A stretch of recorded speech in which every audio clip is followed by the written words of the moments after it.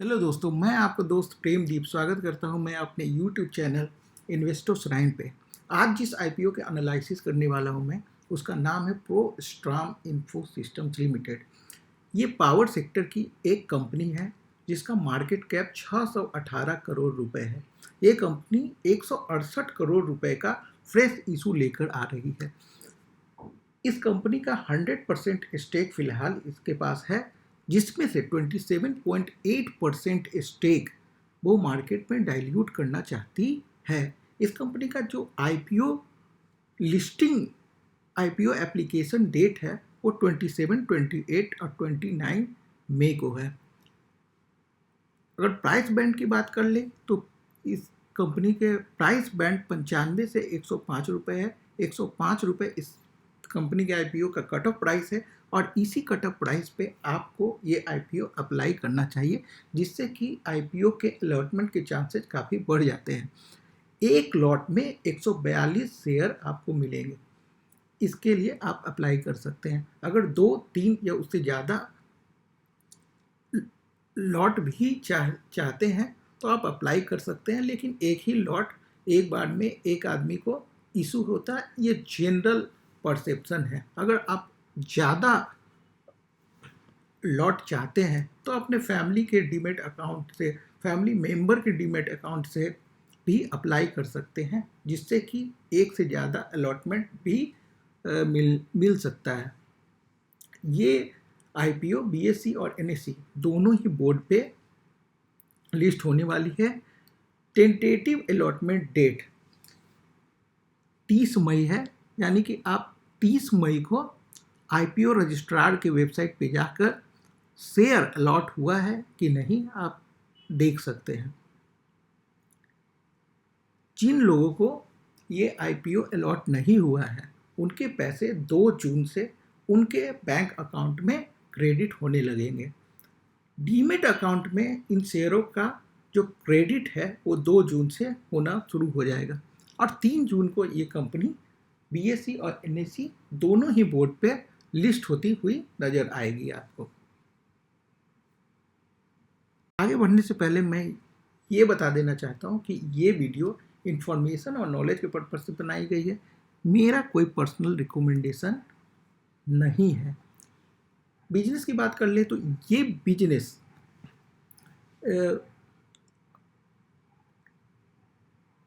चूंकि ये company power sector की एक कंपनी है, तो ये पावर स्टोरेज और कंडीशनिंग सिस्टम से रिलेटेड जो इक्विपमेंट है उसके डिजाइन और मैन्युफैक्चरिंग से रिलेटेड इसकी बिजनेस है। इसका जो मेन प्रोडक्ट है वो यूपीएस सिस्टम है, इन्वर्टर सिस्टम, लिफ्ट में यूज होने वाली इन्वर्टर सिस्टम है, सोलर हाइब्रिड में यूज होने वाले इन्वर्टर सिस्टम्स को भी ये कंपनी मैन्युफैक्चर करती है। लिथियम आयन बैटरी पैक का भी मैन्युफैक्चरिंग करती है। सर्वो कंट्रोल वोल्टेज स्टेबलाइजर्स भी बनाती है, आइसोलेशन ट्रांसफार्मर और अदर पावर सॉल्यूशंस प्रोडक्ट्स भी बनाती है। तो आप देख सकते हैं कि ये जो कंपनी है कितने निच प्रोडक्ट का डिजाइन और मैन्युफैक्चरिंग करती है। इसके साथ साथ ही ये इन हाउस ही कस्टमाइज्ड और स्टैंडर्ड प्रोडक्ट भी बनाती है अपने क्लाइंट के लिए, और अपने क्लाइंट के हिसाब से जो भी पावर सॉल्यूशन प्रोवाइड करना होता है, अगर उसमें किसी एक इक्विपमेंट या बहुत सारे इक्विपमेंट इनके पास नहीं अवेलेबल है तो ये थर्ड पार्टी मैन्युफैक्चरर को भी कांटेक्ट करके वो इक्विपमेंट प्रोक्योर करते हैं और अपने क्लाइंट को देते हैं। वैल्यू एडेड सर्विसेज भी प्रोवाइड करते हैं, क्योंकि ये सारी जो प्रोडक्ट है काफ़ी निच टाइप की टेक्निकल इंजीनियरिंग प्रोडक्ट है, और इसके लिए ये installation, after sale services, rentals etc भी प्रोवाइड करते हैं, ताकि क्लाइंट इनके साथ कंटिन्यू रहे, क्लाइंट्स को किसी तरह की दिक्कत नहीं हो पावर से रिलेटेड सर्विसेज के लिए, इंस्टॉलेशन के लिए। तो ये वैल्यू एडेड सर्विसेज भी रन करती है। सेल्स और सप्लाईज की बात कर लें तो ये सिर्फ अपने यहाँ बने हुए प्रोडक्ट्स को ही नहीं, थर्ड पार्टी मैन्युफैक्चरर से भी पावर से रिलेटेड जो अलग इक्विपमेंट है उसको भी प्रोक्योर करती है और क्लाइंट को देती है। इसके अदर बिजनेस में ईपीसी और एएमसी भी आता है। ईपीसी क्या होता है? इंजीनियरिंग प्रोक्योरमेंट और कॉन्ट्रैक्ट। मान लीजिए कि कोई क्लाइंट इनके पास आता है, वो बोलता है कि हमें इतने कैपेसिटीज के पावर प्लांट चाहिए, या पावर प्लांट का एक पार्ट, एक सिस्टम हमें आप बना कर दीजिए। तो ये उसका असेसमेंट करते हैं, इंजीनियरिंग करते हैं, कितने इक्विपमेंट्स लगेंगे, ये इक्विपमेंट्स हमारे पास है या नहीं है।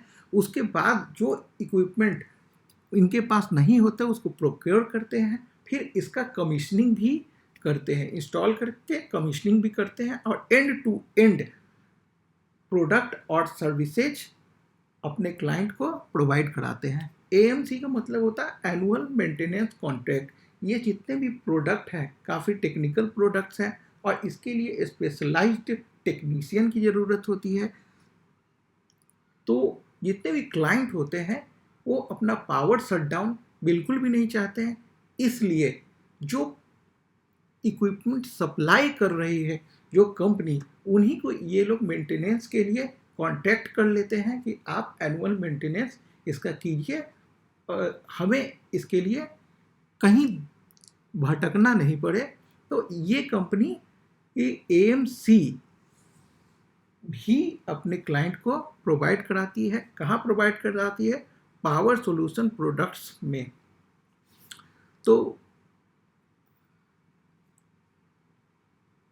कोई कंपनी कितने भी हाई टेक्निकल प्रोडक्ट बना ले, लेकिन अगर फाइनेंशियल्स पे अच्छी नहीं है तो इन्वेस्टर के किसी काम की नहीं है।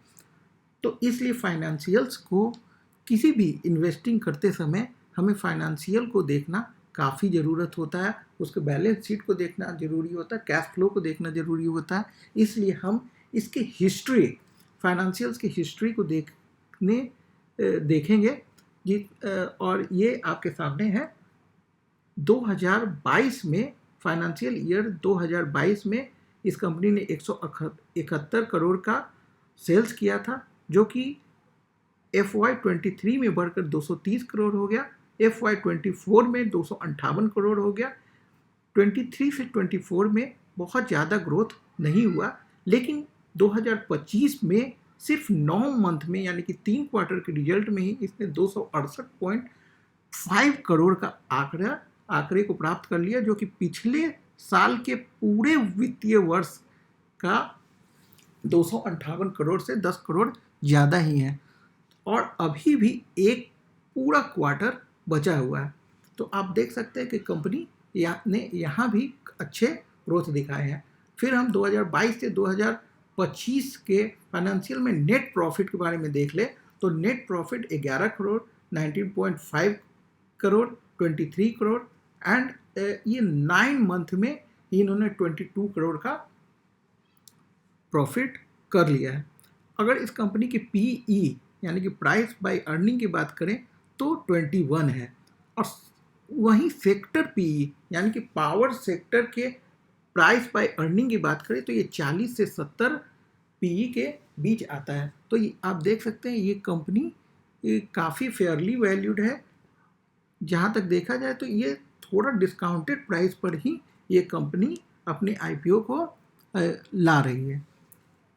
तो लास्ट ईयर सेल्स ग्रोथ यानी कि 9 मंथ के, अगर FY24 के 9 मंथ को देख लिया जाए तो FY25 के 9 मंथ के मुकाबले 39% का इसने सेल्स ग्रोथ दिखाया है। प्रॉफिट में भी आप देख सकते हैं कि प्रॉफिट में भी ये ठीक इसी तरह का आंकड़ा, बल्कि इससे थोड़ा कम ग्रोथ ये शो कर रही है। अब देखिए सबसे बड़ी बात है कि अगर सेल्स बढ़ रहा है और प्रॉफिट उस हिसाब से नहीं बढ़ रहा है, तो इसका मतलब ये हो सकता है कि कंपनी अभी एक्सपेंशन के फेज में हो, लोन काफ़ी अधिक होने के कारण कभी कभी ज़्यादा जो प्रॉफिट होते हैं उसमें एक हिस्सा इंटरेस्ट को पेमेंट करने में भी चला जाता है, और इस कारण से जो नेट प्रॉफिट है थोड़ा डाउन दिखता है। अब हम बात कर लेते हैं ऑब्जेक्टिव्स ऑफ इशू। इस कंपनी ने ये इशू को क्यों लाया है? इस इशू से कंपनी 168 करोड़ प्राप्त करेगी। तो इस 68 करोड़ का ये कंपनी वर्किंग कैपिटल के फंडिंग करने में यूज करेगी। अगर इसने कोई लोन ले रखा है तो उसके पेमेंट के लिए करेगी। और इनऑर्गेनिक वर्क, जिस तरह से एक्विजिशन, स्ट्रेटजिक इनिशिएटिव, कई बार कंपनी नए नए बिजनेसेस को एक्सप्लोर करती है, R&D में खर्च करती है, तो इस तरह के कंपनी के स्ट्रेटजिक इनिशिएटिव होते रहते हैं और उसके लिए भी पैसों की ज़रूरत पड़ती है, फंड की ज़रूरत पड़ती है। और इस तरह के जो स्ट्रेटजिक मूव होते हैं, चाहे एक्विजिशन हो, strategic move, general corporate purpose, इसे इनऑर्गेनिक ग्रोथ कहते हैं।